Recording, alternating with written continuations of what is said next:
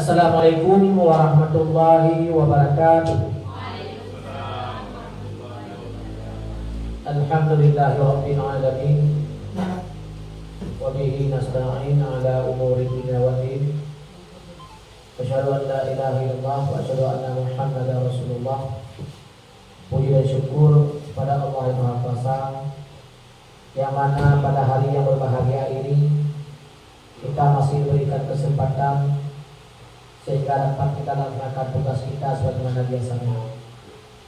Selawat dan salam kepada junjungan Allah Nabi besar Muhammad sallallahu alaihi wasallam yang telah membawa kita dari alam jahiliyah ke alam Islamiyah.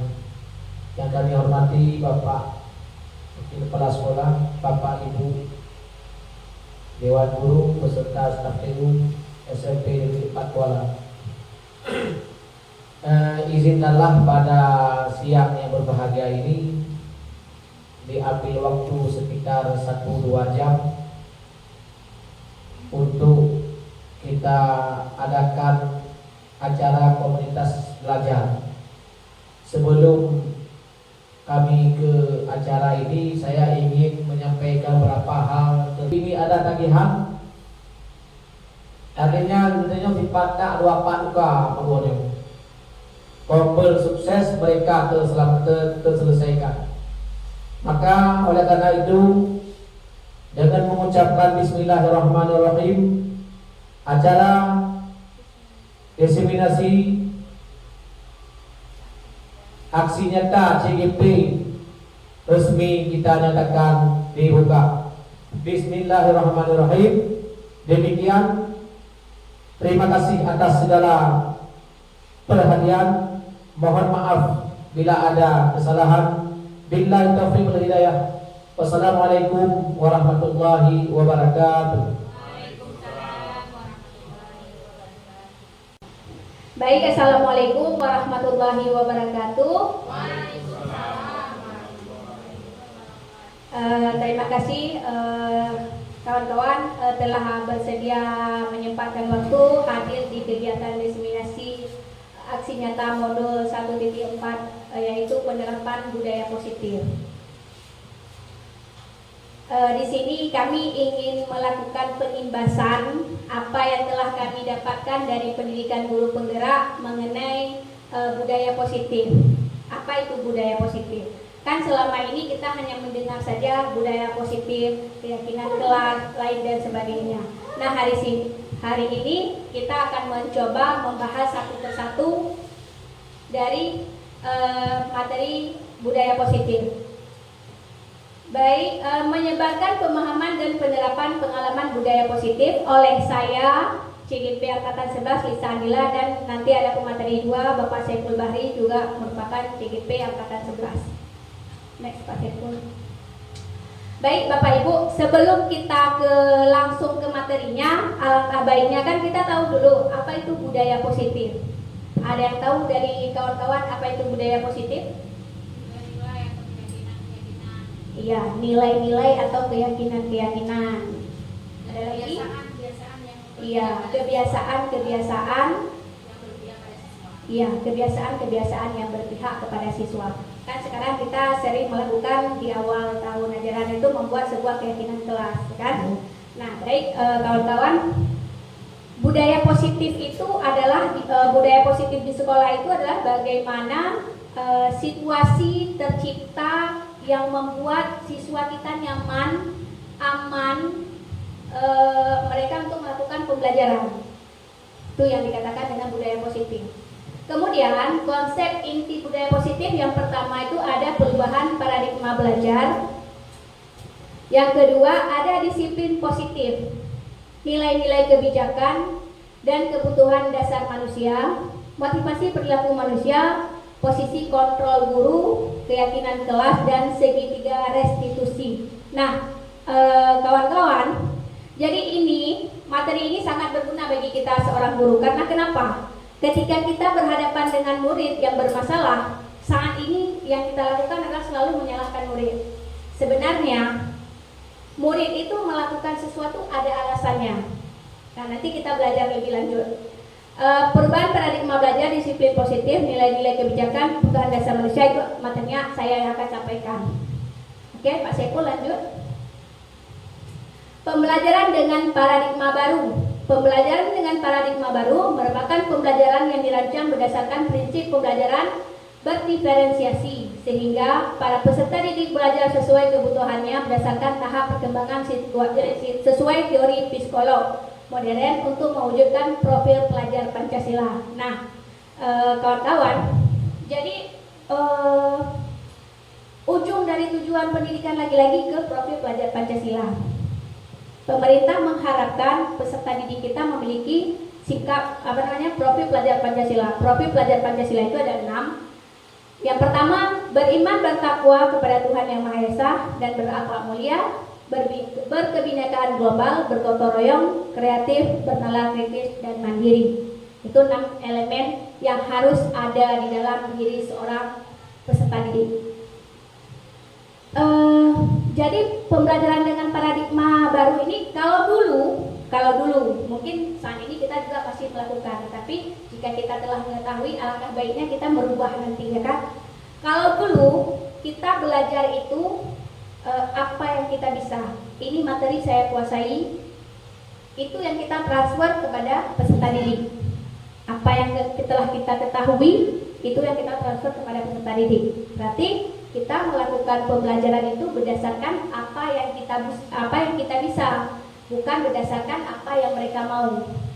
Karena kenapa harus belajar sesuai dengan kebutuhan mereka? Karena peserta didik itu datang dari berbagai macam latar belakang, baik itu sosial, ekonomi, pengetahuan, lain dan sebagainya. Contoh, di sekolah kita sudah banyak anak inklusif ya Kak Wilda, mulai dari abdi, mulai dari jumlah kelompok mainan. Mereka, pengetahuan mereka nggak akan sama dengan anak-anak yang lain. Jadi bagaimana cara kita bisa memenuhi gaya belajarnya mereka, bisa memenuhi mereka belajar gimana. Tapi sampai saat ini kita masih mengabaikan mereka, ya kan?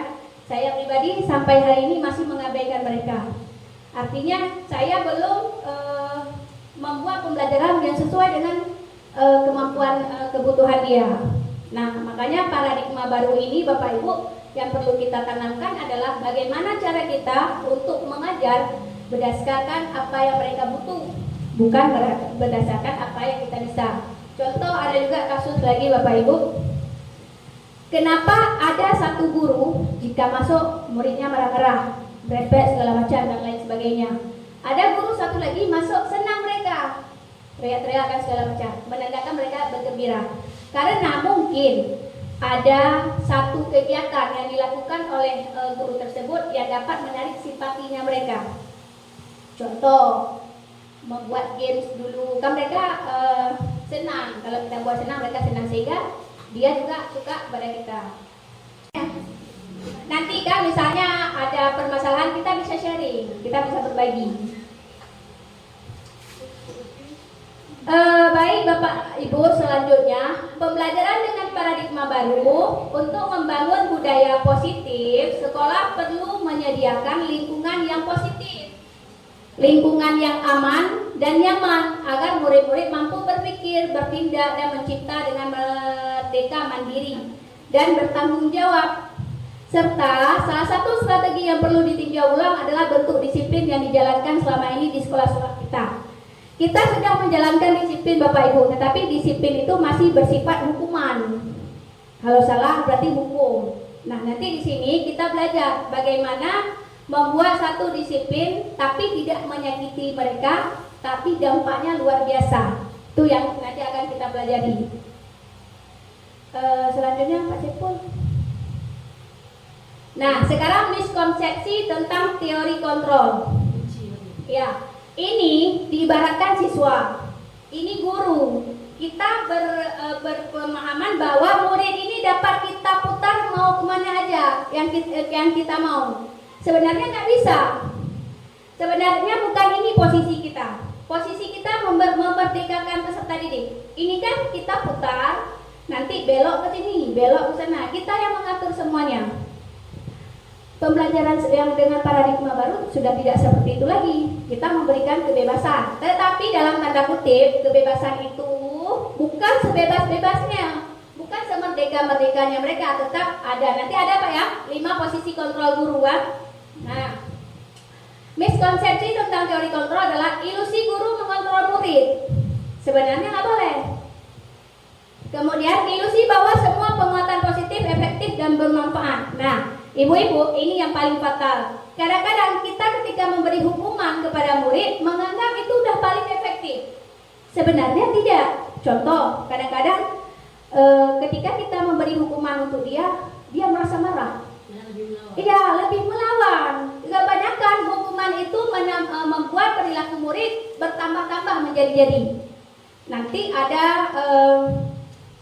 pemahaman tentang segitiga restitusi. Kemudian ilusi lagi bahwa kritik membuat rasa bersalah mampu menguatkan karakter. Ilusi bahwa orang dewasa berhak memaksa. Nggak bisa lagi Bapak Ibu. Kita nggak bisa lagi memaksa. Intinya sekarang adalah kita menghamba kepada murid. Tapi yang kita lakukan sekarang, murid yang harus menghamba kepada kita, harus menuruti kita, harus ini, harus itu, nurut kepada kita. Sebenarnya kita ini posisi kita adalah sebagai fasilitator. Artinya kita guru yang memfasilitasi mereka untuk belajar. Kalau mereka misalnya menyediakan sumber belajar, membuat rancangan pembelajaran, yang belajar itu mereka. Nah, lanjut Pak Sepul. Kemudian ada ilusi guru mengontrol murid. Pada dasarnya kita tidak dapat memaksa murid untuk berbuat sesuatu jikalau murid tersebut memilih untuk tidak melakukannya, walaupun tampaknya kita sedang mengontrol perilaku murid tersebut. Hal ini karena murid tersebut sedang mengizinkan dirinya dikontrol. Contoh Bapak Ibu. Contoh kasus, dia tidak mau masuk sekolah, tidak mau masuk ke kelas bolos, ya kan? Kita maksa sehingga dia masuk. Dia masuk memang. Tetapi posisi dalam dirinya itu sedang mengizinkan kita untuk mengontrol. Tetapi ada satu waktu-waktu nanti ketika jika dirinya tidak membiarkan kita lagi mengontrol, dia akan membangkang. Nah, ketika dia masih mengizinkan kita masuk mau patuh kan, ada yang patuh. Berarti dia sedang di posisi diizinkan. Kita diizinkan untuk mengontrol dirinya, tapi jika ini terus berlangsung dan dia muak untuk kontrol, dia akan membangkang. Kemudian, ilusi bahwa semua penguatan positif, efektif, dan bermanfaat. Penguatan positif atau bujukan adalah bentuk-bentuk kontrol segala usaha untuk mempengaruhi murid agar mengulangi satu perilaku tertentu adalah suatu usaha untuk mengontrol murid tersebut. Ada juga ilusi bahwa kritik dan membuat orang merasa bersalah dapat menguatkan karakter. Menggunakan kritik dan merasa bersalah untuk mengontrol murid menuju identitas gagal. Nanti ada identitas gagal dan ada identitas sukses. Hukuman Bapak Ibu, hukuman yang kita berikan masuk ke dalam identitas gagal ya Pak ya. Sedangkan konsekuensi dan restitusi masuk ke identitas sukses. Tapi hari ini kita seringkali memberikan hukuman, ya kan? Contoh saya pribadi, kalau nggak masuk kelas, pilih sampah, itu yang paling ringan. Itu merupakan satu bentuk daripada hukuman, ya kan? Kemudian ilusi bahwa orang dewasa memiliki hak untuk memaksa. Banyak orang dewasa yang percaya bahwa mereka memiliki tanggung jawab untuk membuat murid-murid berbuat hal-hal tertentu. Apapun yang dilakukan dapat diterima selama ada sebuah kemajuan berdasarkan sebuah pengukuran kinerja. Jadi Bapak Ibu, anak-anak itu akan lebih mudah kita kontrol jika motivasi itu timbul dalam dirinya sendiri untuk melakukan suatu hal. Jangan motivasi dia melakukan suatu hal itu dari luar. Caranya ya nanti ada posisi kontrol, ada restitusi untuk mencapai motivasi intrinsik ya. Motivasi intrinsik, motivasi yang ada dalam dirinya, bukan motivasi yang datang dari luar. Ya, ekstrinsik, ada intrinsik dan ada ekstrinsik. Oke, lanjut Pak Sepul. Nah, mengubah paradigma stimulus respon ke pendekatan teori kontrol. Stimulus respon itu apa Bu? Stimulus respon? Stimulus apa Bu? Rangsangan. Kalau respon? Tanggapan kan? Gini, guru memberikan rangsangan kepada murid, murid sebagai pengrespon. Nah, kalau teori stimulus respon realitas kebutuhan kita sama. Sebenarnya kalau menurut teori kontrol realitasnya kebutuhan kita berbeda, ya kan? Sebenarnya kebutuhan kita berbeda. Kalau menurut teori stimulus respon semua orang melihat hal yang sama. Kalau menurut teori kontrol, setiap orang memiliki gambaran yang berbeda. Anime Bapak Ibu jika dibuat bersalah, misalnya tadi guru, kita kan guru satu kelas, dia kelas sekolah, pasti kita menganggap dia telat bangun, main segala macam malamnya kan. Padahal dia punya pandangan yang berbeda dengan pandangan kita. Apakah menurut dia benar, tapi menurut kita salah. Makanya kalau menurut teori kontrol setiap orang memiliki gambaran berbeda. Kita mencoba mengubah orang agar berpandangan sama dengan kita. Ini stimulus respon. Kalau menurut teori kontrol, kita berusaha memahami pandangan orang lain tentang dunia. Ini yang benarnya. Kita berusaha memahami pandangan orang lain tentang dunia. Karena tadi di atas setiap orang memiliki gambaran berbeda. Perilaku buruk dilihat sebagai satu kesalahan. Nah, ini kalau menurut stimulus respon, perilaku buruk dilihat sebagai satu kesalahan. Sedangkan teori kontrol, semua perilaku memiliki tujuan, termasuk kesalahan. Berarti di sini semua perilaku memiliki tujuan, baik perilaku baik maupun perilaku buruk, itu semua ada tujuan yang mereka lakukan. Baik, selanjutnya orang lain bisa mengontrol saya. Sedangkan menurut teori kontrol, hanya Anda yang bisa mengontrol diri Anda. Selanjutnya, pemaksaan ada pada saat bukan gagal.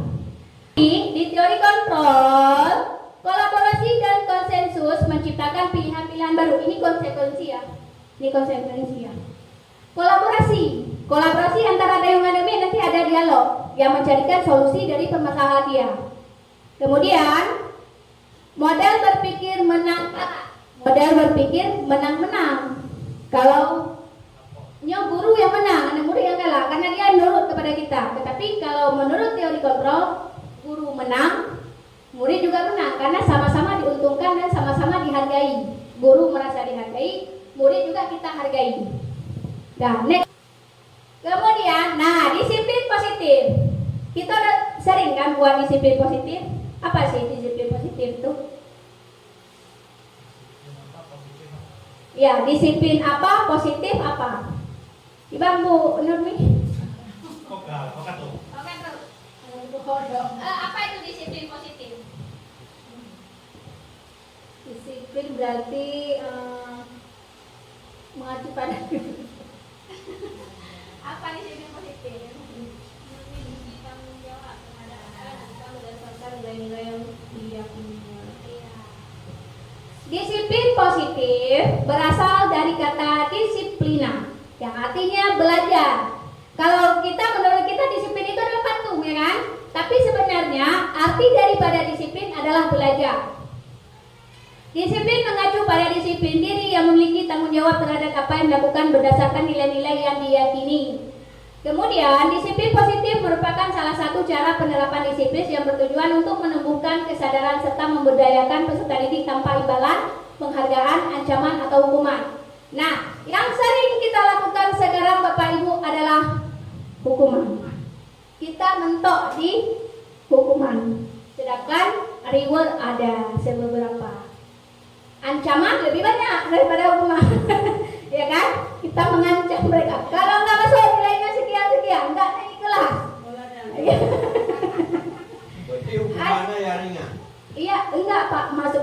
Nanti kita bahas lagi.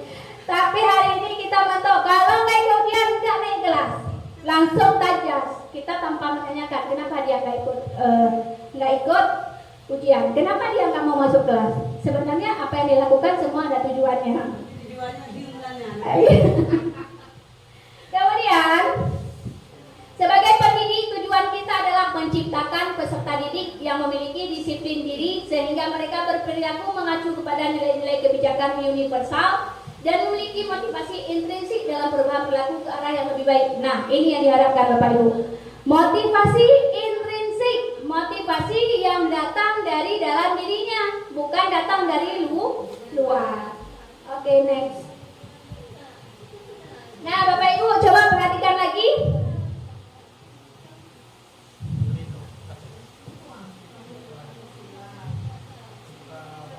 Baik, gini aja sesi untuk paradigma baru, ada yang ingin ditanyakan tidak?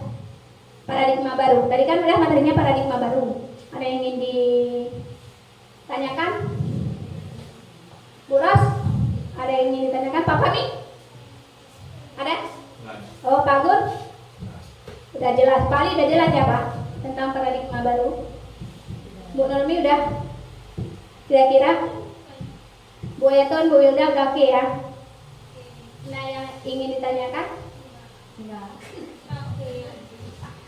Oke, nilai selanjutnya adalah nilai-nilai kebijakan. Oh, kebajikan, ya.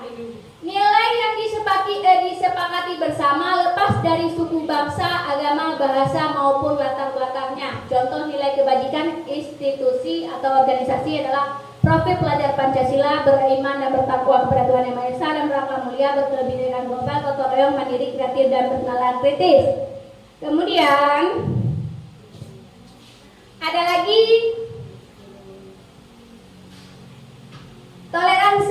toleransi, rasa hormat, integritas, mandiri, menghargai, antusias, empati, keingintahuan, kreativitas, kerjasama, percaya diri dan komitmen. Ini nilai-nilai kebajikan, nilai-nilai kebaikan. Kemudian keterampilan hidup atau life skill, dapat dipercaya, lurus hati, pendengar yang aktif, tidak merendahkan orang lain dan memberikan yang terbaik dari diri.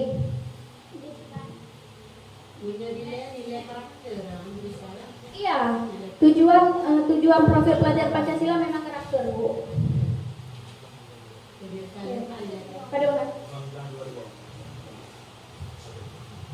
Selanjutnya Pak Saiful. Nah, ini udah materi terakhir untuk saya Bapak Ibu. Kebutuhan dasar manusia. Ada 5 Bapak Ibu kebutuhan dasar manusia. Yang pertama, kebutuhan survival. Artinya kebutuhan untuk bertahan hidup. Contoh dari kebutuhan hidup adalah kebutuhan dasar manusia adalah segala sesuatu yang kita lakukan untuk mendapatkan apa yang kita inginkan. Seluruh tindakan yang kita lakukan memiliki tujuan tertentu dan semua usaha terbaik yang kita lakukan adalah dalam rangka agar kebutuhan dasar kita terpenuhi dengan baik. Ada 5. Pertama, kebutuhan untuk bertahan hidup. Anemid. Jika hanya ijak ukantin, yang berarti mereka sedang memenuhi kebutuhan bertahan hidup.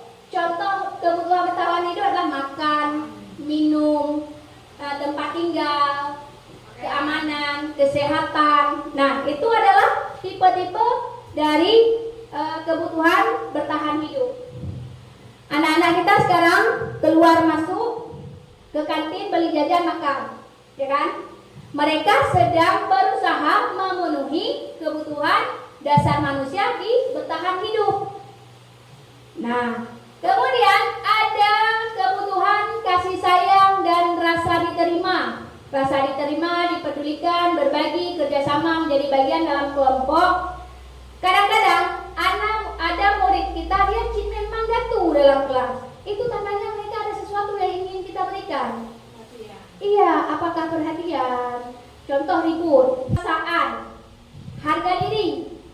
Kadang-kadang makanya di dalam kelas jika anak itu membuat kesalahan, jangan tegur mereka di dalam kelas. Contoh memaki-maki di dalam kelas di depan orang ramai, tapi kita menganggap bahwa itu efektif untuk memberikan efek jerah kepada dia, ya kan? Iya. Tapi sejauh setelah kita melakukan itu, dia akan menjadi pribadi yang lebih daripada sebelumnya. Iya, karena harga dirinya diinjak-injak. Dengan harga dirinya diinjak-injak di depan orang ramai, apa enggak marah? Makanya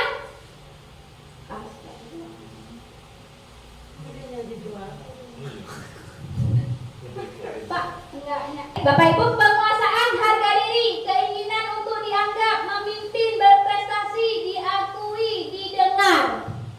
Hari ini sebenarnya tanggung tanggung jawab kita seorang guru bukan hanya sebatas memberikan transfer ilmu. Apa yang kita tahu kita sodorkan, sorong ke dia, terima nggak terima urusan dia, nggak sampai di situ. Makanya guru itu hari ini berat tanggung jawabnya. Harga diri, keinginan untuk dianggap ada. Bapak Ibu coba yang bertahan hidup berarti anak-anak jika ada yang keluar ke kantin berarti dia sedang berusaha memenuhi kebutuhan hidupnya. Tanya dulu apakah dia sudah sarapan di rumah atau belum. Kalau misal belum, kita berikan waktu mereka untuk makan barang 5 menit. Bahkan ibu-ibu sekarang ada sekolah, kalau masuk ke kelas nggak langsung belajar Pak Saiful, mereka buat bontot, mereka buat sarapan, guru juga. Jadi makan di dalam kelas, makan sama-sama. Setelah makan sama-sama baru lanjut ke pembelajaran. Karena orang kalau kita belajar tanpa dengan perut kosong nggak akan mau. Iya. Makanya sekolah sekarang ada yang guru siswanya bawa botol ke dalam kelas makan sama-sama. Nah, kemudian satu lagi kebebasan. Mandiri, memiliki pilihan, mencoba hal baru, mampu mengendalikan arah dirinya. Nah, apa? Tugas kita adalah membimbing supaya dia tidak berbelok arah ke arah yang tidak baik. Kira-kira udah mau nyemplung ke sungai, kita tahan-tahan supaya nggak nyemplung. Kira-kira itu jurang, dia ada tampak coba-coba kadang udah terjun ke jurang, kita halau supaya dia tidak terjun ke jurang. Udah, akhirnya kesenangan, bermain, humor, antusiasme, tertawa. Makanya saya sekarang kayak kalau buat dalam kelasku banyak ketawanya. Iya, pendekatan, benar, pendekatan. Sekarang yang saya lagi praktekkan adalah ketika masuk ice breaking. Sejauh ini Bapak Ibu ada yang ingin ditanggapi, Pak Saiful? Apa yang mau ditanya? Baik, mungkin saya tidak ingin bertanya, cuma mungkin sharing aja atau mungkin penambahan sedikit tentang 5 kebutuhan dasar manusia ini. Ya betul sekali seperti yang Ibu Laila katakan tadi atau Ibu Lisa yang katakan tadi. Memang kalau kita ingin menginginkan siswa yang nurut, yang mau mendengarkan kita, otomatis kita harus memenuhi dulu kebutuhan dia. Contoh kita sendiri. Kita kan di sini guru, walaupun guru itu dibilang pahlawan tanpa tanda jasa, tapi tanpa uang kita nggak mau jadi guru. Itu kebutuhan. Untuk sekarang tuh sebagai saya sendiri sebagai orang tua yang ada anak istri yang harus ditanggung, memang uang itu menjadi kebutuhan untuk sekarang. Jadi kalau misalkan pemerintah nggak memenuhi kebutuhan saya, nggak kasih saya uang, mungkin rasa saya untuk menjadi guru ini malah saya muncul. Karena kebutuhan saya tidak dituruti oleh pemerintah. Tapi ketika pemerintah membayarkan gaji setiap bulan full, otomatis kan saya harus ikhlas lah jadi guru, walaupun mungkin ada rasa lelahnya, rasa malasnya dan sebagainya. Jadi memang kebutuhan ini wajib dipenuhi terlebih dahulu supaya kita mendapatkan hasil yang kita inginkan. Mungkin ini saja yang ingin saya sampaikan. Atau penambahan dari saya, mungkin ada dari guru lain yang ingin menambahkan, silahkan. Ya Bapak Ibu ada yang ingin menanggapi Bu Nempus? Ada Bu Nempus ada keluh kesah ya? Sampaikan. Kita di sini berbagi sharing. Ya kita sharing. Bukan kami pintar, bukan kami hebat, tapi kami berbagi apa yang kami miliki.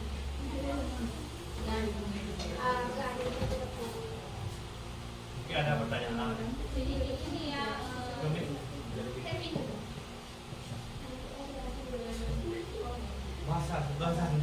Jadi kayak gini, ibu saya ingin bertanya. Jadi kan pasti ada anak-anak yang memang terkadang bukan dari dia sendiri nih mau sekolah.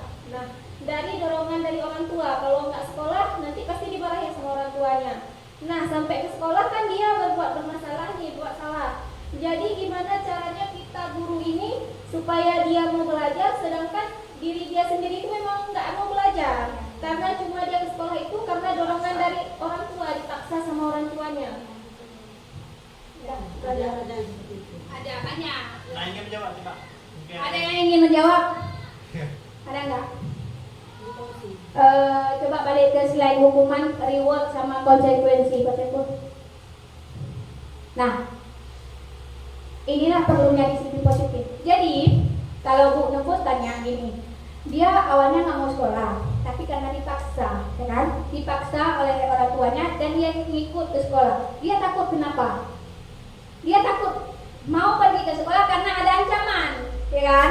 Ada hukuman di belakang jika dia tidak ke sekolah, ada ancaman di belakang, ada hukuman di belakang. Pergilah dia ke sekolah, sampai ke sekolah dia membuat masalah.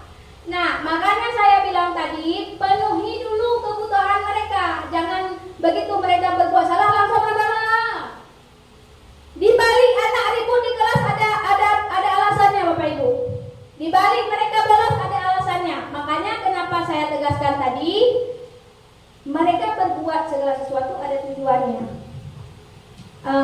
Dia ke sekolah tadi karena tujuan tidak mendapatkan hukuman dari orang tua. Makanya perlu kita pertegas kembali, jadilah guru yang mampu meningkatkan atau menimbulkan motivasi itu datang dalam dirinya.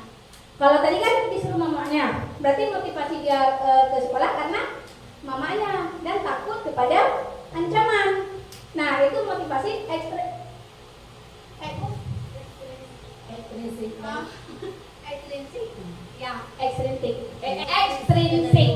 Motivasi itu datang dari luar. Nah, nanti ada juga berbasis ini, berbasis penghargaan, ya reward. Jadi pola atau boleh gini, belajar dan sungguh-sungguh nak ya. Kalau dapat peringkat 1 ibu belikan ini. Nah, lama bertahun-tahun kita lakukan beli. Tapi ketika kita tidak lagi memberikan reward kepada dia, dia nggak mau melakukan. Karena kenapa? Dasar dia mau melakukan sesuatu karena mengharapkan penghargaan.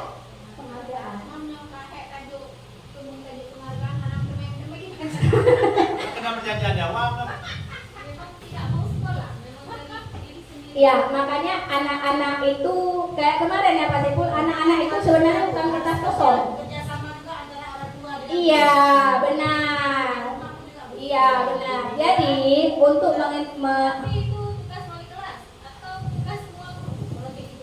kolaborasi Bu, kolaborasi antara siswa dengan guru, antara guru dengan guru, antara wali kelas dengan murid, dengan orang tua, antara orang tua dengan guru, antara guru dengan, pokoknya kita kayak jaring-jaring, semua terkoneksi. Ada kegiatan semua ya. Ya. Nah, makanya anak yang perlu kita garis bawahi adalah anak-anak melakukan suatu hal itu mereka mempunyai tujuan dan mempunyai alasan. Kita ya permasalahannya kita korek, kita cari solusi sama-sama yang saling menguntungkan, murid diuntungkan, guru juga diuntungkan. Ya Bu Komsi udah lihat ya. Coba Bu kasih yang kelas 82 tadi. Coba berbagi praktik baiknya dulu. Gimana cerita di 82 tadi? 92. Jadi tadi ketika saya mengajar, mereka ada 3 siswa, yang lain itu baik budi. Cuma yang 3 siswa ini mereka berebut pulpen, saling tuduh-menuduh. Terus di samping ada Bu Lisa. Kemudian dia menggebrak pintu, beliau menggebrak pintu langsung menegur mereka dan mereka langsung diam. Terus setelah diam, mereka mengerjakan tugasnya. Dari situ saya lihat rupanya kalau seperti itu dia guru tersebut harus dari awal itu harus memberi penguatan kepada siswa. Gimana bilangnya? Dari awal harus memang sudah harus merangkul mereka dan dari situ mereka jadinya mau nurut. Kalau sama saya tadi susah sekali nurutnya. Setelah ditegur Bu Lisa langsung menurut, langsung mereka mengerjakan. Jadi mereka senang berbuat begitu. Saya panggil si Rosid, Rocky, lain dan sebagainya sini dulu, mau cukur ya di luar aja. Lakukanlah pendekatan dengan anak-anak supaya anak-anak itu mau. Kalau anak-anak mau patuh dulu terhadap mereka, baru mereka patuh terhadap kita. Di sini nanti ada 5 posisi kontrol guru.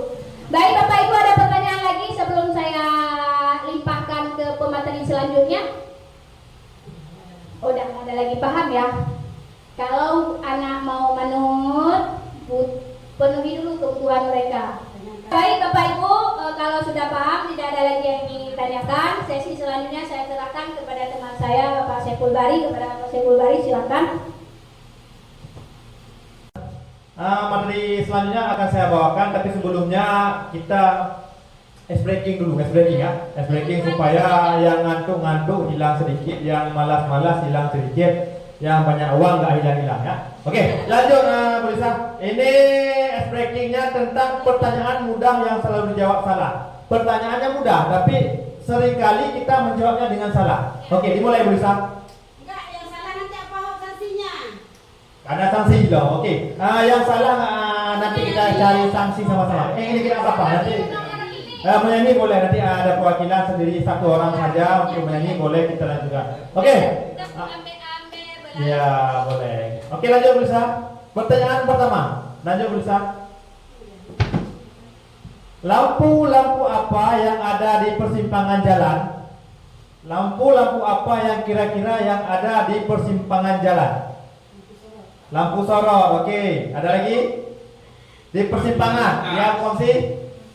Lampu jalan. Ya, Pak Fahmi? Lampu lalu lintas. Lampu lalu lintas. Ibu Nurmi? Lampu ya? Apa? Yang betul apa? Lampu merah. Lampu merah. Oke, coba ditampilkan jawabannya sebenarnya. Lampu. Ini otomatis kita akan sering menjawab dengan lampu merah. Tapi yang sebenarnya Bu Lisa, coba tampilkan Bu Lisa. Merah kuning. Lampu merah, kuning, hijau. Kan ada 3 warna. Tapi mayoritas dari kita pasti akan menjawab lampu merah saja. Karena kenapa lampu merah? Nggak tahu kenapa. Saya kenapa kalau tiba-tiba sampai di simpang tuh udah sampai di lampu merah. Nah, oke, lanjut Bu Lisa. Pertanyaan selanjutnya, ban becak ada berapa? Ayo, kira-kira. Ban becak itu ada berapa? Ban becak ada 3 ya. Kanan kiri. Depan, kanan, kiri. Ada berapa lagi? Ada yang 4, boleh. Oke, tampilkan bisa. Nah, ini kan mayoritas kita pasti akan menjawab 3 ban becak kan, tapi sebenarnya ada 6. 3 ban luar, 3 ban dalam, ya kan? Ya kan? Masa ban dalamnya nggak disebutkan? Itu kan tidak double. Kayaknya untuk sekarang belum ada yang double ya. Oke. Selanjutnya, kenapa mobil berhenti di lampu merah? Kenapa kira-kira? Kenapa mobil itu kalau sudah lampu merah dia berhenti? Nah? Takut ditabrak, takut kecelakaan, biasanya kan? Coba tampilkan Bu Lisa. Mayoritasnya pasti akan takut ditilang, takut polisi, takut ketabrak. Tapi yang betulnya adalah karena direm. Coba bayangkan mobil tanpa direm pasti akan. Ya. Iya, ya kan memang pertanyaannya biasa, tapi menjawabnya kita sering salah. Coba lanjut sekali lagi, satu lagi bisa. Nah, rem itu gunanya untuk apa? Berhenti. Untuk berhenti. Ya. Untuk diinjak rem itu fungsinya. Coba tampilkan Bu Lisa. Iya, buat berhenti ya, tapi buat ngebut. Coba Ibu kira-kira bayangkan, kira-kira lagi bawa Honda kita ngebut. Enggak ngerem-ngerem. Rossi aja kayaknya kalau misalkan dia ngebut nggak ngerem dia pasti takut. Gunanya untuk ngebut supaya setelah ngebut ada tikungan dia rem istilahnya. Iya kan? Rem itu gunanya untuk ngebut berarti bukan untuk yang lainnya. Oke, bisa langsung ke materi saja. Sudah terlalu panjang. Anak-anak oke, langsung saja ya.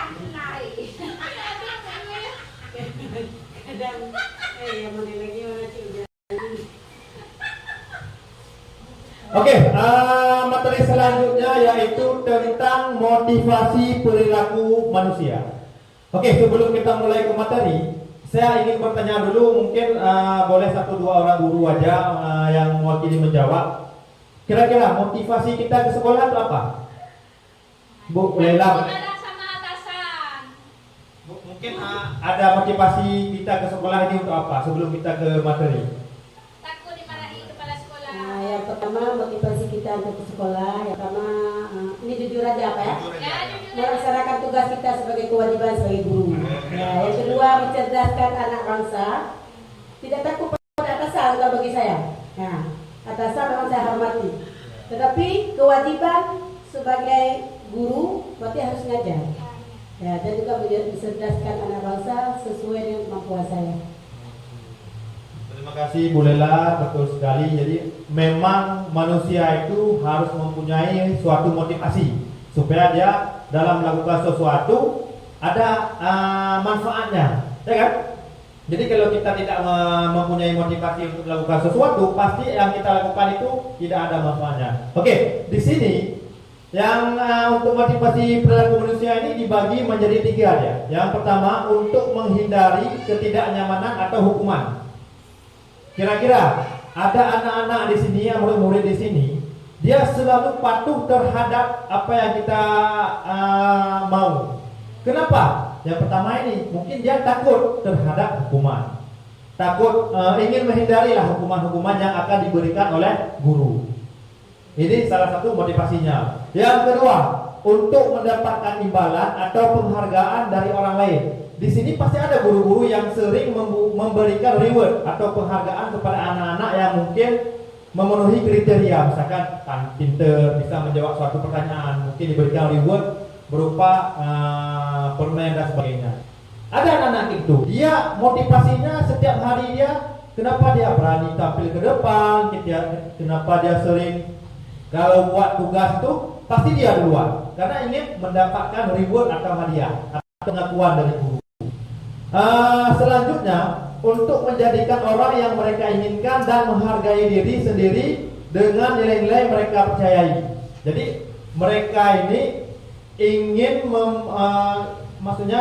ingin menjadi orang yang sukses. Misalnya mereka melakukan suatu motivasi ini dengan tujuan yang positif, ikhlas dengan dirinya sendiri, ikhlas dengan apapun yang diterima hasilnya. Oke. Ini ada 3 motivasi perilaku manusia. Selanjutnya ada dalam bersekolah pastinya kita tidak jauh-jauh dari 3 hal yang ditampilkan di sini. Yang pertama ada namanya hukuman. Saya sebutkan hukuman biar kita bisa membedakan yang mana hukuman, yang mana konsekuensi dan yang mana restitusi. Yang pertama, ada poin pertama di sini tentang hukuman. Hukuman itu tidak terencana tiba-tiba. Ada yang bisa mencontohkan? Tidak terencana tapi tiba-tiba ada sama dia. Atau lanjut aja. Murid tidak tahu apa yang akan terjadi tapi atau tidak dilibatkan. Bersifat satu arah atau berupa hukuman fisik psikis. Kalau saya pribadi, kalau biasanya kemarin-kemarin sering menghukum siswa.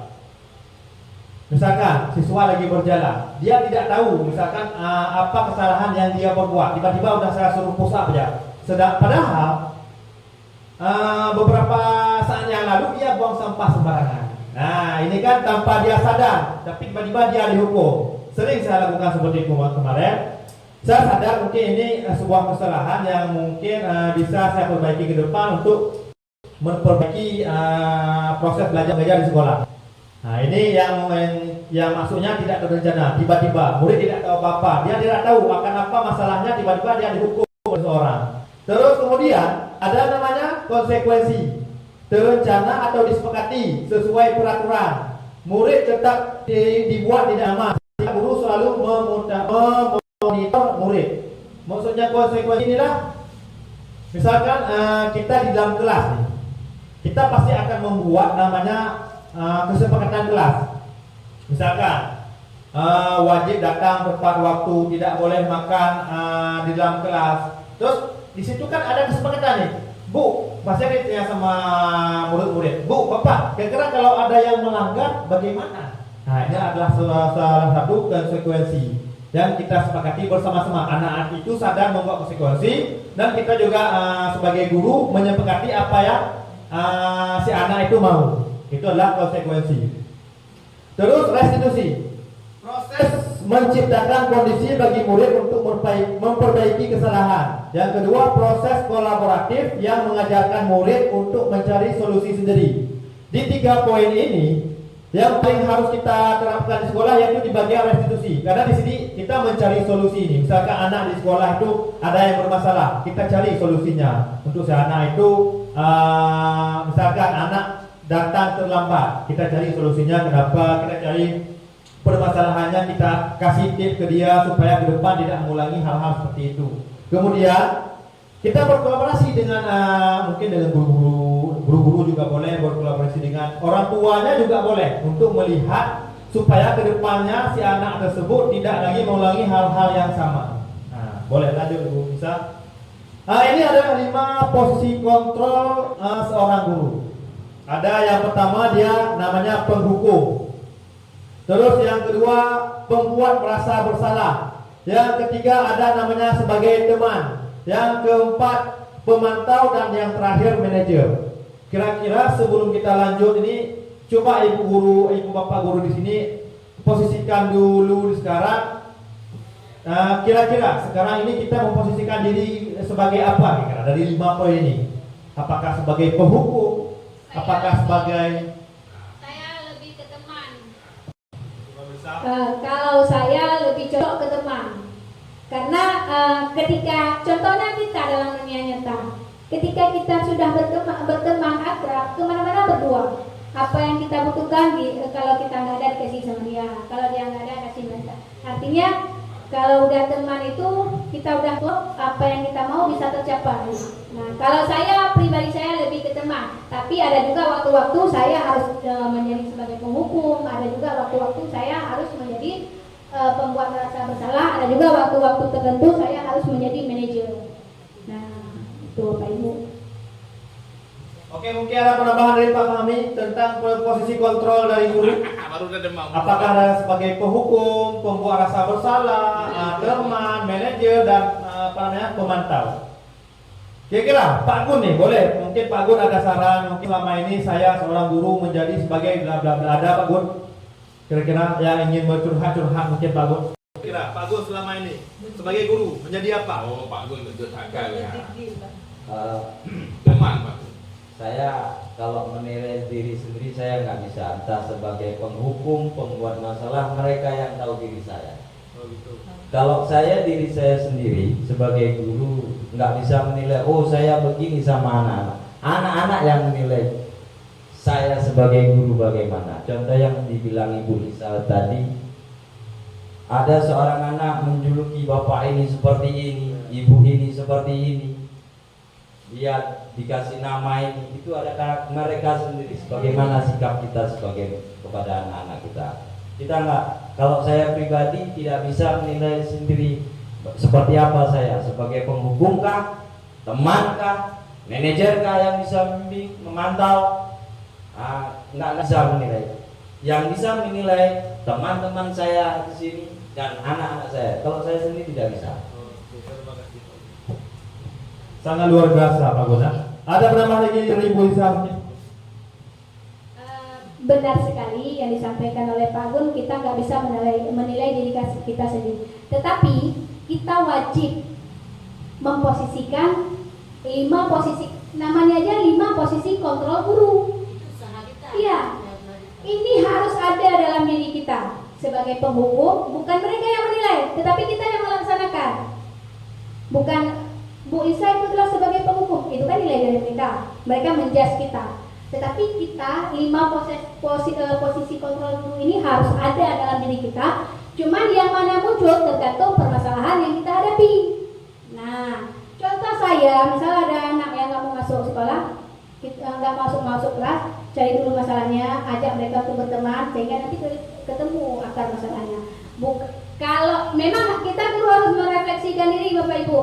Refleksi itu bisa datang dari teman sejawat, murid, dan diri kita sendiri. Jangan, maksudnya jangan merefleksikan diri kita hanya dari murid saja. Karena kan setiap orang memiliki pandangan yang berbeda. Jadi wajib Bapak Gun, 4 posisi ini harus ada dalam diri kita. Nggak bisa kita mengharap nilai dari mereka.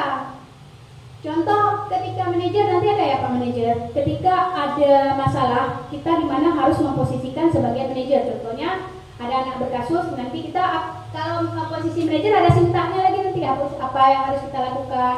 kalau sebagai pemantau apa yang harus kita lakukan. Nah, bukan berarti kita dinilai oleh murid. Itu meluruskan persepsi. Oke, ada lagi Pak.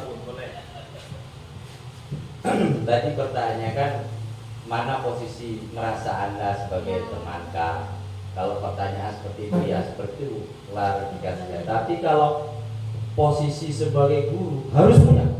Kalau ini harus punya. Kenapa? Memang harus punya karena segala sesuatu posisi berbeda suasana, berbeda sikap. Kalau sikap anak-anak bagus, kita harus sebagai teman.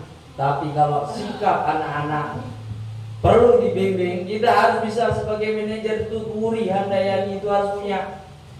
Kita harus bisa memantau, bukan pemantau, harus bisa memantau. Jika anak berbuat salah seperti apa dan bagaimana, dan membuat permasalahan bersalah, kasih hukuman atau tidak, wajar atau tidak, lumrah atau tidak, kita harus tahu.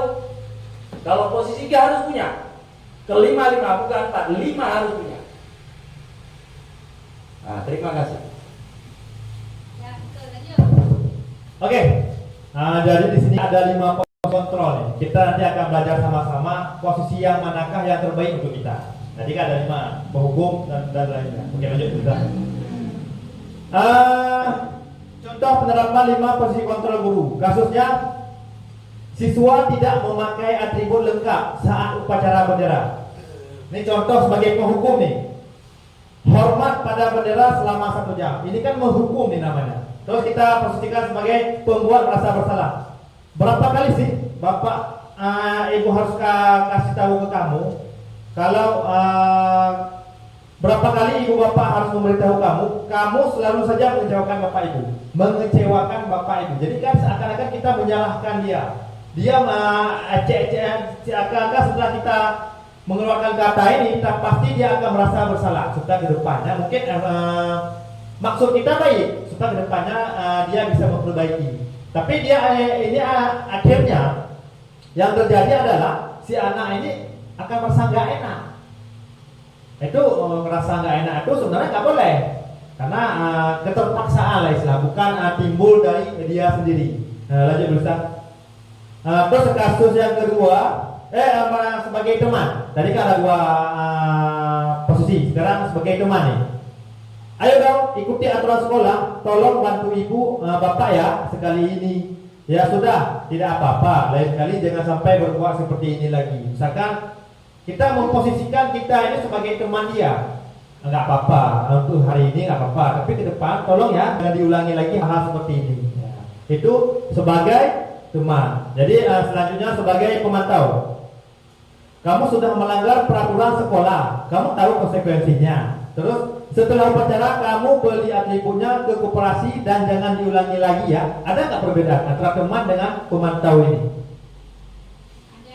Pemantau ini kan kita disuruh si anak ini disuruh memikirkan apa sih yang sudah diperbuat sama dia. Gimana kalau apa sih konsekuensi yang bagus untuk kamu kalau kamu kan sudah melanggar nih apa yang sudah ditetapkan di sekolah. Terus dia memberikan saran supaya ke depan si anak ini tidak lagi melanggar peraturan yang sudah ditetapkan di sekolah. Contohnya di memakai atribut lengkap saat upacara bendera. Oke, lanjut Ustaz. Gini ya Pak, berarti kalau teman mengajak, Nah, ya. kalau pemantau perintah ya. Lebih ke Perintah. iya, merefleksi lah. Pemantau mengawasi lah, kita pantau, kita awasi. Iya, nah bisa juga kalau posisi kita di sini seperti posisi Ibu Wilda kalau nggak salah ya. Jadi Ibu Wilda ini kan memantau nih, melihat perkembangan ke depan bagaimana, apakah ada perubahannya positifkah, negatifkah dan sebagainya. Terus manajer, kata-katanya apakah kamu tahu kesalahanmu? Kira bagaimana kamu memperbaiki kesalahanmu? Jadi di sini kan si manajer ini bertanya, kamu tahu nggak kesalahan kamu? Kira-kira ke depan apa yang harus kamu lakukan supaya tidak mengulangi lagi kesalahan kamu ini? Ada nggak perbedaan antara penghukum, manajer, pemantau dan lain-lain? Ada. Kalau manajer ini kan lebih ke memberikan kepada si anak memikirkan sendiri, misalkan memikirkan apa kesalahannya. Terus setelah dia memberikan kesempatan tersebut, dia pilih sendiri kira-kira ke depan akan mendapatkan apa kalau misalkan mengulangi lagi, dan mencari solusinya supaya ke depan tidak lagi mengulangi hal seperti tersebut. Ya, boleh saya? Nanti kan? Boleh saya Ibu Laila kan? Udah ya 5 posisi kontrol kira ya. Oke, mungkin ada yang ingin ditanya tentang 5 posisi kontrol ini, karena setelah ini ada yang harus diisi. Enggak, di sini aja. Lebih kurang. Ada yang ingin bertanya tentang 5 posisi kontrol? Mungkin ada yang kurang. Ya, Pak JP. Ada Pak Gun? Ada Pak Ali? Ibu Normi mungkin? Gue tajak jawab Ibu Normi. Kita tinggal kau tahu ya kayak ngomong enggak? Namanya apa? Keamanan.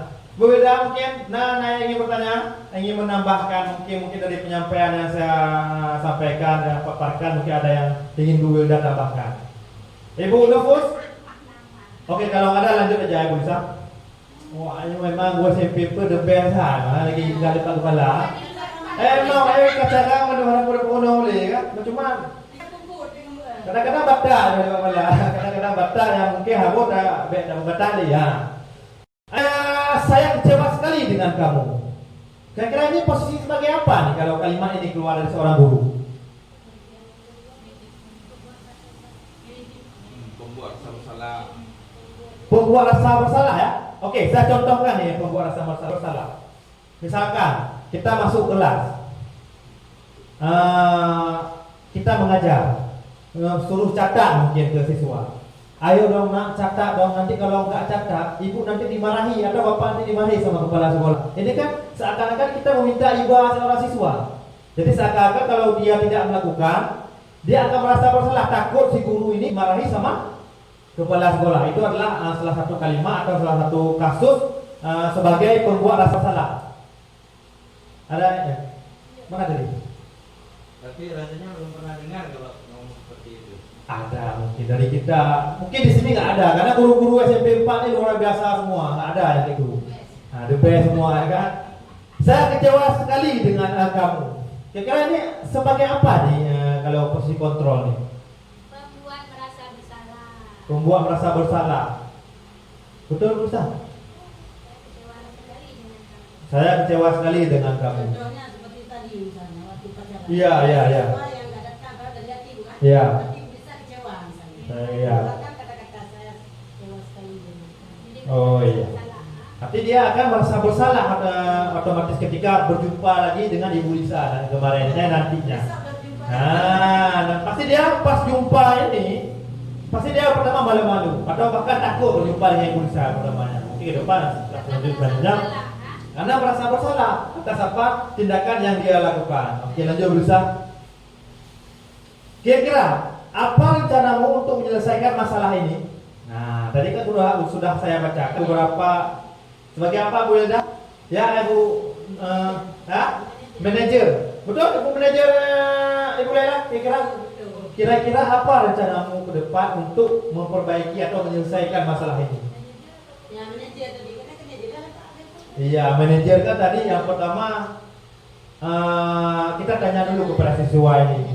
Kira-kira apa sih yang kamu langgar hari ini? Kesalahan apa yang sudah kamu langgar hari ini? Kira-kira konsekuensinya apa? Dan apa ke depan langkah-langkah kamu untuk memperbaiki masalah tersebut? Ini kan sama nih. Apa rencanamu untuk menyelesaikan masalah ini? Jadi kan kalau kata-kata seperti ini muncul, berarti kita sudah berada di posisi manajer.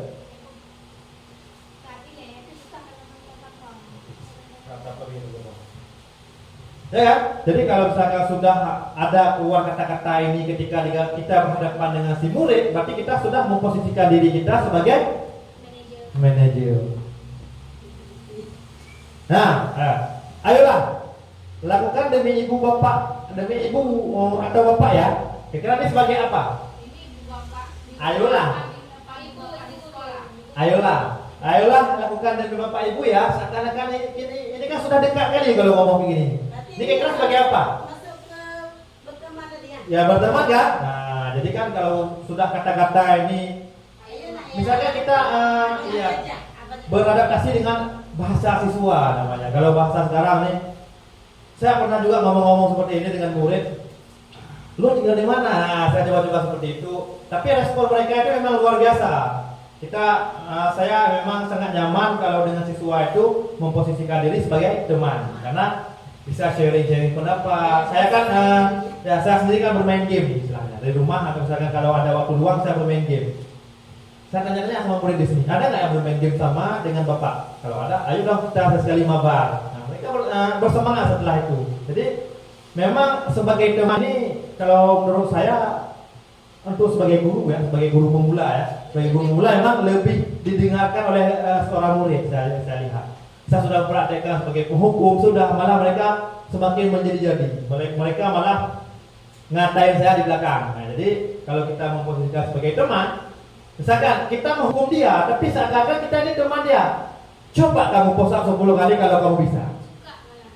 Oke Pak, 15 ya. Langsung mereka nyoki gitu. Saya sering lakukan seperti itu. 15 aja boleh Pak? Saya akan kuat. Nah, langsung mereka praktekkan. Ini iya, seperti itulah lebih kurang. Ada lagi bisa? Kamu tidak pernah mendapat nilai jika tidak mengerjakan tugas ini. Ini kira sebagai apa nih? Apa? Kamu tidak pernah mendapat nilai jika kamu tidak mengerjakan tugas.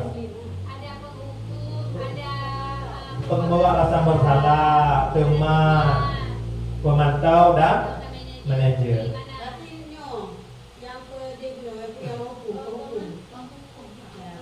Penghukum. Kamu tidak pernah mendapat nilai jika tidak mengerjakan tugas.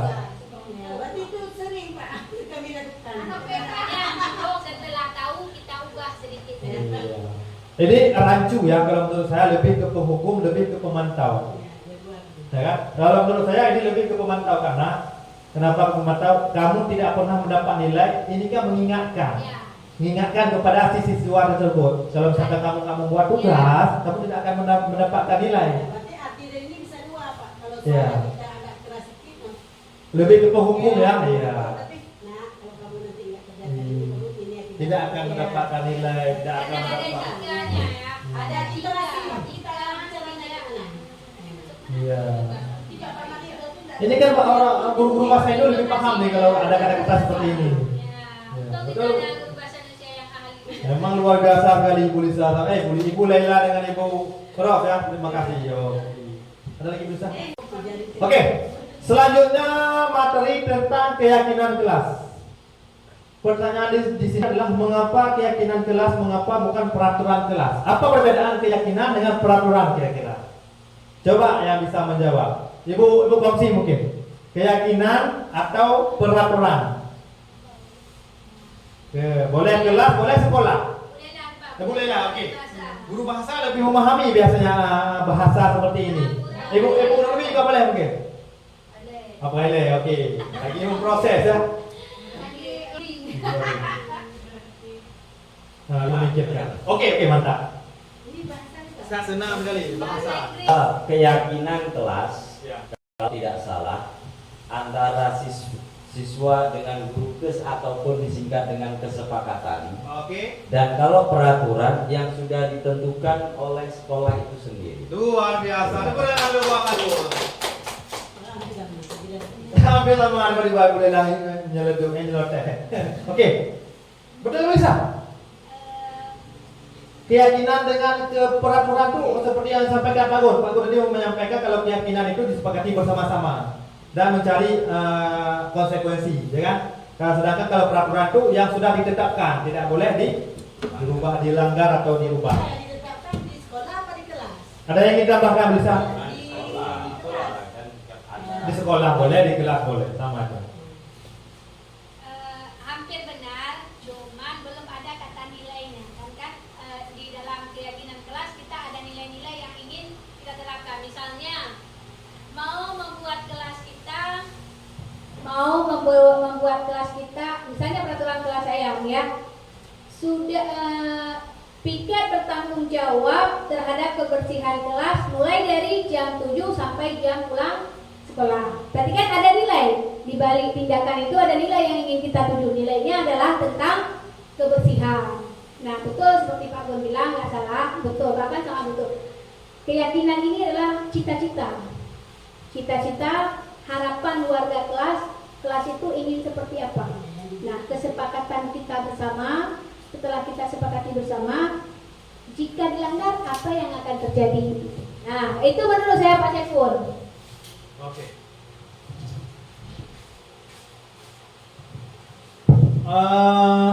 Ya betul sekali yang disampaikan sama Pak Agun dengan Ibu Lisa. Kalau menurut saya betul yang disampaikan sama Pak Agun, karena mengingat kita kan masih sekolah SMP. Memang nilai itu akan tumbuh, akan tercipta dengan sendirinya saya lihat. Sejalan seiring dengan berjalannya hal-hal yang positif yang kita lakukan. Misalkan datang tepat waktu. Kalau karena keyakinan kelas kan kita buat datang tepat waktu, kita tempelkan di situ. Misalkan ada yang melanggar, otomatis ada konsekuensinya. Otomatis siswa tersebut akan berlomba-lomba untuk tidak melanggar apa yang sudah ditentukan bersama-sama tadi dengan guru, dengan teman-teman yang lain. Kalau misalkan melanggar, otomatis teman-teman yang lain akan terjadi kecemburuan sosial atau bahkan bisa dibilang pilih kasih kalau misalkan tidak ada konsekuensinya. Jadi intinya nilai tersebut, misalkan nilai disiplin setelah misalkan dia tidak telah datang sekolah akan tumbuh dengan sendirinya ketika hal-hal positif yang kita biasakan sehari-hari. Ya benar? Oke, betul sekali. Oke, lanjut. Nah, pembentukan keyakinan kelas yang di sini pertama bersifat abstrak. Jadi bebas. Siswa ini dibebaskan, terserah mau tulis bagaimana, apa yang ingin kamu sampaikan, undang-undang apa yang ingin kamu tampilkan di kesepakatan kelas ini. Kemudian berupa pernyataan yang universal. Terus dibuat dalam pernyataan yang positif, jangan yang negatifnya. Boleh datang telat. Nah, ini kan tidak boleh. Ini kan bukan kesepakatan kelas yang positif. Lanjut, sedikit saja agar mudah diingat. Jadi nggak usah panjang-panjang. Harus datang jam 7. Kalau tidak jam 7 nanti terlambat. Kalau terlambat nanti dihukum. Itu kan terlalu panjang, susah dipahami sebagai siswa. Apalagi siswa setingkat di SMP sekolah kita. Terus sesuai dengan kondisi kelas dan sekolah sehingga mudah diterapkan. Contoh di kita kan di sini banyak nih anak PT, anak yang ke sekolah ini pasti membutuhkan waktu yang sangat lama. Belum lagi kita kadang-kadang di waktu dia ke sekolah busnya rusak, bocor ban lah dan sebagainya. Jadi kan harus kita lihat dulu kebutuhan apa atau kondisi di sekolah kita. Cocok nggak kira-kira kalau misalkan datang tepat waktu ini kita sama ratakan dengan seluruh siswa. Sedangkan ada beberapa orang yang mungkin pernah terlambat dengan kondisi dengan keadaan yang seperti yang saya sebutkan tadi, bocor ban, busnya lah dan sebagainya. Ini kan di luar dari apa yang kita harapkan, di luar dari apa yang kita inginkan. Jadi kan kita lihat dulu karakter murid-murid kita di sekolah, baru kita membuat suatu kesepakatan yang bisa kita sepakati supaya kedepannya tidak terjadi kesenjangan. Terus selanjutnya, semua warga sekolah, warga kelas dilibatkan saat membuat keyakinan kelas. Jadi seluruh anak-anak ini kita kasih semua, misalkan kita kasih sticky note yang bisa ditempel itu. Tulis saja apa yang menjadi undang-undang dia, apa yang ingin dia sampaikan. Kita bebaskan, walaupun nanti setelah kita kumpulkan hasilnya mungkin beberapa orang sama. Jadi kita bebaskan ke mereka, jangan kita pilih. Tolong ya kepada anak A ini B, C dan D tuliskan untuk mewakili yang lain. Tidak boleh. Jadi semuanya harus berpendapat, karena pendapat ini untuk kita sepakati bersama-sama, walaupun mungkin di situ ada pendapat yang sama. Oke, lanjut. Nah, ini yang selanjutnya, segitiga restitusi. Ini segitiga restitusi ini gunanya adalah untuk kita memecahkan kasus-kasus anak yang bermasalah di sekolah. Jadi misalkan Bapak Ibu di sini ada mendapati anak-anak yang bermasalah di sekolah ini, bisa menggunakan tahap segitiga restitusi ini untuk untuk merubah pola perilaku siswa tersebut. Oke, di sini ada 3 item dia. Yang pertama, menstabilkan identitas. Yang kedua, validasi tindakan yang salah. Yang ketiga, menanyakan keyakinan. Jadi 3 item ini harus berurutan dia, nggak boleh dibolak-balik, karena kalau bolak-balik otomatis rancu atau tidak menghasilkan tujuan. Segitiga restitusi suatu proses dialog yang dijalankan oleh guru agar dapat menghasilkan murid yang mandiri dan bertanggung jawab. Kasih nampak aja video yang kita buat. Oke, coba lanjut. Lanjut bisa. Nah, di tahap yang pertama ada namanya menstabilkan identitas. Berdasarkan prinsip membuat kesalahan adalah bagian dari proses pembelajaran. Yang pertama ada kata-kata berbuat salah itu wajar. Misalkan saya contohkan nih kasusnya nih. Ada salah satu orang ini terlambat, siswa terlambat. Lalu kita ajak dia ke dalam satu ruangan.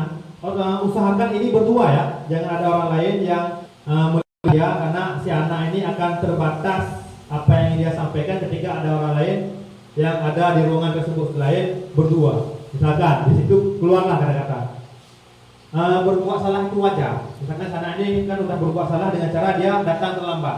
Kita stabilkan identitas dia dengan cara, nah, berbuat salah itu wajar. Semua orang itu pasti akan pernah membuat salah. Kita boleh mencontohkan diri sendiri. Bapak juga dulu waktu masih seumur kamu sering melakukan kesalahan, tapi seiring dengan berjalannya waktu kita harus perbaiki hal-hal tersebut. Ada kata-kata lain, tidak ada manusia yang sempurna. Terus ibu bapak juga pernah melakukan itu. Terus ibu bapak tidak mau mencari siapa yang salah, tapi ibu ingin mencari solusi dari permasalahan ini. Kamu berhak merasa begitu. Ini adalah langkah pertama, yaitu tentang menstabilkan identitas. Kita boleh memakai kata-kata yang ada di sini. Boleh juga merangkai kata-kata sendiri sesuai yang ingin dicetakkan. Jadi kita stabilkan dulu. Kita misalkan anak itu mungkin terlalu emosi, kita stabilkan dulu emosi dia. Nah, turunkan dulu nada bicara kita sesuaikan dengan kondisi si anak. Memang kesalahan itu semua orang pasti bakal melakukan kesalahan. Tapi coba diingat kembali ya. Ke depan kalau kamu misalkan masih melakukan kesalahan, kamu akan terus kena hukuman dan sebagainya. Itu adalah salah satu contoh dari menstabilkan identitas. Oke, lanjut bisa. Kemudian validasi tindakan yang salah. Nah, kita bertanya nih kepada si anak tadi yang contohnya tadi yang terlambat tadi. Kita bertanya kepada dia. Nah, kamu kan terlambat hari ini. Pasti ada alasan dibalik dari terlambat kamu hari ini. Coba kamu sebutkan apa alasan kamu. Coba kamu pikirkan terlebih dahulu.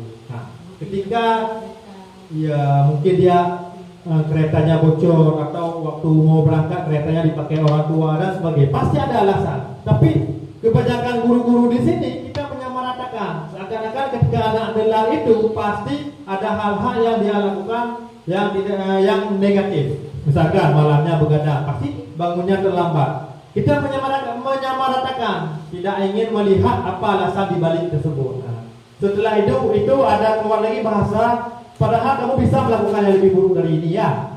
Terus kamu patut bangga karena kamu telah melindungi sesuatu yang penting buatmu.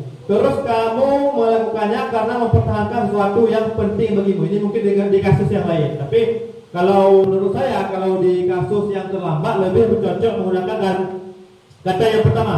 Kamu pasti punya alasan mengapa kamu melakukan hal tersebut. Saya sudah mempraktekkan kemarin dengan siswa kelas 91 segitiga restitusi ini. Contoh kasusnya terlambat ke sekolah. Jadi saya bertanya kepada dia, kenapa kamu terlambat sekolah? Kamu pasti mempunyai alasan. Lalu dia menjawab, ya Pak, alasan saya terlambat hari ini, semalam saya begadang, bermain game, mabar sama teman-teman. Terus alasannya selanjutnya, terus saya lupa lihat roster Pak. Ketika saya sudah terbangun kesiangan, saya lihat tas saya masih kosong, saya harus melihat roster lagi karena nggak melihat dari semalam. Jadi alasannya memang banyak sekali, luar biasa. Memang dituntut, memang kita ini sebagai guru memang dituntut sebagai guru ya, sebagai pemantau seperti Bu Wilda harus, ya kan? Jadi kita harus mempelajari karakter murid. Selanjutnya Bu bisa selanjutnya. Terus menanyakan keyakinan. Nah, contoh nih, yang terlambat dari siswa yang terlambat tadi. Kita kan sudah buat kesepakatan kelas nih. Misalkan tidak boleh terlambat datang ke sekolah. Kita tanyakan sama dia. Nah, kira-kira kamu ada melanggar kesepakatan kelas kan? Pasti dia mengingat. Kayaknya ada Bu, apa gitu? Tentang jangan terlambat ke sekolah. Nah, kita kan sudah menanyakan, lalu dia berpikir apa keyakinan yang dia langgar. Terus selanjutnya langkah kita yaitu kita luruskan lagi. Kira-kira kalau kamu terlambat ada nggak konsekuensi? Kalau misalkan ada, mungkin di kesepakatan kelas sudah ditentukan konsekuensi bagi orang terlambat apa. Terus selanjutnya dari materi-materi yang disampaikan tadi mungkin ada terbesit pertanyaan atau saran-saran atau penambahan-penambahan mohon disampaikan, mengingat saya dengan Ibu Lisa kan masih dalam proses belajar. Belajar itu luas artinya, boleh dari internet, boleh dari buku, boleh dari teman sejawat dan sebagainya. Jadi kritik dan saran itu akan sangat berpengaruh supaya proses belajar ke depan ini berjalan dengan lancar. Mungkin dari Ibu Laila ada yang ingin ditambahkan, Ibu Ros mungkin ada yang ingin menambahkan, Ibu Wilda mungkin, Ibu Hayaton. Oke, Ibu Hayaton ada. Oh, ada. Ibu Komsi, Ibu Normi mungkin, Pak Gun. Oke, Ibu Lisa ada. Mungkin bisa merangkumkan mungkin apa yang kita dapatkan hari ini. Bisa Ibu Lisa rangkumkan mungkin dalam satu kalimat atau dalam beberapa bentuk teks. Coba. Atau penambahan. Refleksi boleh. Baik Bapak Ibu, jadi refleksi tentang budaya positif ini, budaya positif ini dengan 6 konsep inti tadi bagus kita terapkan dalam sekolah untuk menyelesaikan permasalahan-permasalahan yang kita hadapi dengan siswa. Apalagi konsep budaya positif ini lebih efektif kita gunakan daripada kita menggunakan cara-cara yang lain, ya, ataupun dengan cara-cara yang kuno seperti segitiga restitusi, keyakinan kelas, posisi kontrol guru. Coba mari sama-sama mulai hari ini kita terapkan dalam diri kita dan di lingkungan kita. Apa yang telah kita dapat hari ini dapat kita terapkan ke anak-anak dengan tujuan terciptanya pelajar SMP Negeri 4 Kuala peserta didik yang memiliki profil pelajar Pancasila. Itu dia Pak Ibu.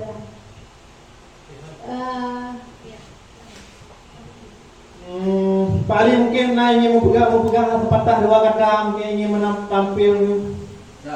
Mana Ali, Pak Ali? Kabarnya Pak Ali. Jadi harapan saya kita cobalah ke depan ini saling berbenah, ya, saling mengingatkan, saling bekerja sama untuk proses SMP 4 ini menjadi sekolah yang terbaik. Jangan terbaik kali, baik misalnya. Jangan di bawah orang, jangan juga di atas orang. Karena capek kalau di atas orang. Badai pasti semakin besar. Kalau di tengah-tengah tuh badai sedikit dan sebagainya. Jadi kalau misalkan terlalu tinggi itu susah pastinya. Seperti pepatah mengatakan apa yang Kalau jadi pohon tinggi jangan takut ditiup angin. ya kalau jadi pohon tinggi jangan takut ditiup angin. Jadi Jadi pohon karena kita ini takut ditiup angin, jadi jangan tinggi-tinggi kali. Ya, minimal kita jangan di bawah orang lah. Minimal kita setara dengan orang lain. Jadi kalau jadi rumput di dalam ya kalau benar saja. jadi masalah segitiga restitusi ini sangat cocok diterapkan oleh Bapak Ibu guru di sekolah dengan murid-murid yang bermasalah. Kita cari dulu permasalahannya, kita tanya dulu keyakinan apa yang dia langgar, terus kita bertanya kepada dia solusinya ke depan supaya tidak melanggar lagi apa. Nah, ini adalah yang sangat cocok untuk kita terapkan di sekolah kita. Daripada kita menghukum, kita membuat dia merasa bersalah dan sebagainya.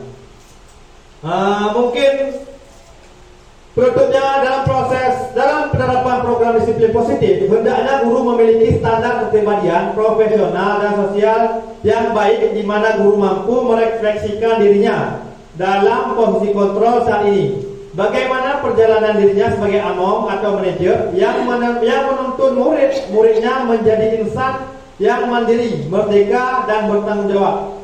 Standar nasional pendidikan. Mungkin hanya ini yang bisa saya sampaikan dengan Ibu Lisa. Ada salah-salah kata, ada salah-salah dalam menyebutkan apa, mungkin ada yang tersinggung, kami mohon maaf. Nah, saya akhiri. Assalamualaikum warahmatullahi wabarakatuh. Wabarakatuh. Waalaikumsalam warahmatullahi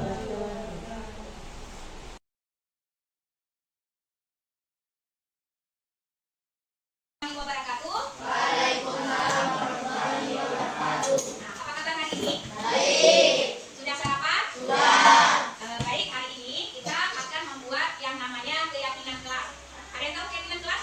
Belum tahu ya. Ada dua kata. Ada peraturan, ada keyakinan. Apa yang membedakan antara peraturan dan keyakinan? Ada kan peraturan sekolah? Tidak boleh memakai sepatu putih, tidak boleh rambutnya panjang, tidak boleh mengeluarkan baju, ya kan? Nah, itu adalah peraturan. Sedangkan keyakinan apa? Keyakinan itu adalah cita-cita dan harapan kita yang ingin kita terapkan di dalam kelas. Nah, kesepakatan keyakinan itu berisikan nilai-nilai kebijakan. Seperti contoh, ibu ingin kelas ini kelas yang bersih. Berarti kelas ini menanam nilai kebaikan tentang kebersihan. Nah, keyakinan kelas ini akan kita buat dalam bentuk kesepakatan. Kesepakatan ini harus kita sepakati antara murid dengan murid, murid dengan guru. Nah, nanti kita akan menyusun yang namanya kesepakatan kelas. Contoh, dalam penyusunan kesepakatan kelas itu tidak boleh menggunakan kalimat yang negatif. Contoh kalimat yang negatif seperti ini: tidak boleh buang sampah sembarangan. Berarti situ kan ada kata tidak. Tetapi untuk mengganti menjadi kalimat yang positif, jagalah kebersihan. Nah, misalnya dilarang keluar masuk. Itu kan nanti bahasa yang dimulai kita kan. Dilarang keluar masuk saat jam pelajaran sedang dimulai. Nah, nanti dengan kalimat yang positif: hargai ibu, menghargai guru, dan menghargai sesama. Nah, itu nilai-nilai yang akan kita terapkan dalam keyakinan kelas kita. Paham nggak kira-kira? Paham nggak cara penyusunan keyakinan kelas? Gunakanlah kalimat-kalimat yang positif. Hindari kata jangan, tidak boleh, ya kan? Jangan, tidak boleh, dilarang. Itu tidak boleh kita gunakan dalam kalimat keyakinan kelas. Tapi gunakanlah kalimat-kalimat yang positif. Sudah tahu contoh kalimat yang positif? Ya, baik. Sekarang ibu akan membagikan selembar kertas. Nah, setiap orang menuliskan satu keyakinan yang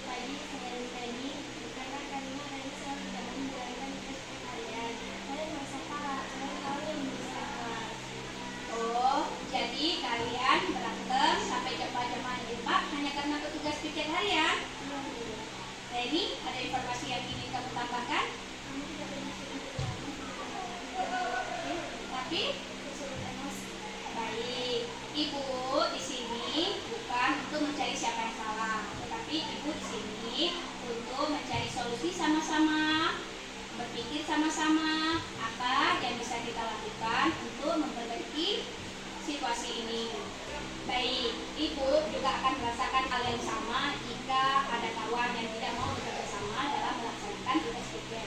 Nah, sekarang mari kita pikirkan sama-sama tentang keyakinan kelas kita, tentang keyakinan sekolah kita, apa yang telah kita yakini dan apa yang belum kalian tunjukkan.